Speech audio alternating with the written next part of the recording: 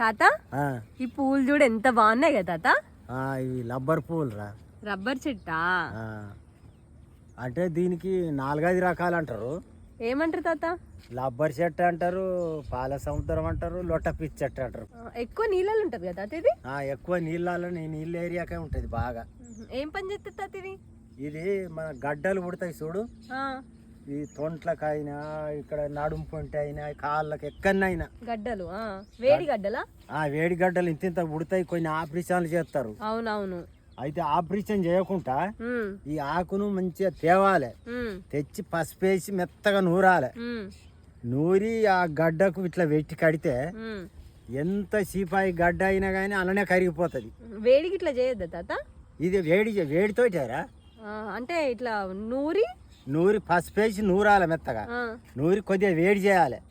అంటే ఆముదంలో నేను ఆముదంలోనే వేడి చేసి కడితే 1,00,000 రూపాయల గడ్డనైనా పొడగొడుతుంది. ఇది ఒక్క 4 పూటలు కట్టంటే మనకు 1,00,000 రూపాయలు పెట్టిన పోదు గడ్డ చూడు. ఆపరేషన్ లేకుంటే ఇది పొడగొడుతుంది.